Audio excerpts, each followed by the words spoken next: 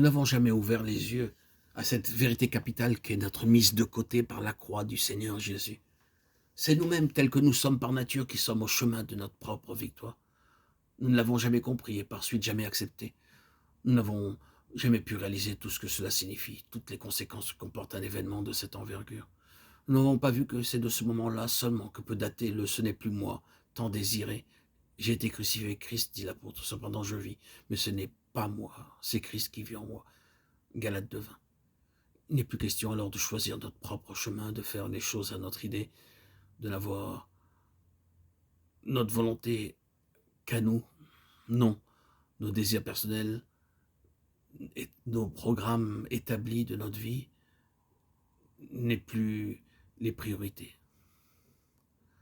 Non, rien, plus rien de nous-mêmes, ni dans un domaine, ni dans un autre, pas plus dans les questions de sentiments que dans les questions de pensée ou de volonté. Tout désormais est du Seigneur. Il n'y a plus besoin de mettre en avant les plans d'avenir de notre cru, non, rien. Quand nous en sommes venus à accepter cette position, à regarder la crucifixion de Christ comme étant notre crucifixion, sa mise au tombeau comme étant la nôtre, mais sa résurrection aussi comme entraînant notre résurrection, nous recevons alors dans nos cœurs le Saint-Esprit de Christ qui se proposera comme objectif essentiel de gouverner notre vie, d'en diriger le cours et de choisir à notre place. Nous saurons alors ce que c'est que de pouvoir dire ce n'est plus moi, c'est Christ qui vit en moi. Si un seul est mort pour tous, tous donc sont morts. Et il est mort pour tous, afin que ceux qui vivent ne vivent plus pour eux-mêmes, mais pour celui qui est mort et ressuscité pour eux. Tout désormais du Seigneur.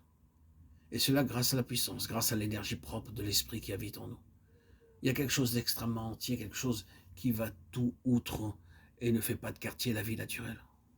Et la croix signifie cela. Il ne s'ensuit pas que nous n'aurons plus jamais de défaillance, nous pourrons nous tromper, mais c'est justement alors que le recours au sang aura sa place. C'est cela que nous avons eu tant de peine à apprendre et que tant d'autres ont encore à apprendre, c'est que la croix a un sens et une valeur qui lui sont propres. Ce n'est pas la purification de nos péchés que nous procure la croix, c'est la crucifixion de la chair. Or, et c'est ici qu'on peut toucher du doigt la nécessité de cette œuvre spécifique de la croix. Il est tout à fait possible de donner au sang une place de premier plan dans notre vocabulaire, d'avoir constamment sur nos lèvres la phraséologie qui s'y rapporte, tout en ayant de la croix une connaissance très imparfaite. Vous pouvez dire sur le sang toutes sortes de choses très justes sans que votre chair cesse de faire montre d'elle-même de la façon la plus déplacée. Il vous manque une expérience de la croix. Notre vieil homme a été crucifié avec Christ. Comprenez-vous la distinction qu'il faut faire? À quoi cela nous sert-il d'opposer le sang à l'ennemi si notre chair n'a pas été à la croix?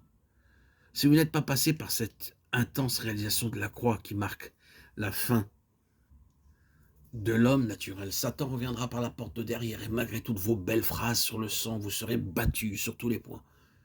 Que de prédicateurs pour qui le sang demeure le thème central, alors que dans leur vie, la chair s'étale sans retenue. C'est le moi qui est toujours au premier plan. Vous pouvez prêcher le sang et rester néanmoins plein de cette assurance déplacée qui caractérise la chair et qui est faite d'orgueil, d'ambition et de bien d'autres éléments du même ordre. Ainsi, la croix concerne l'homme comme le sang concerne le péché.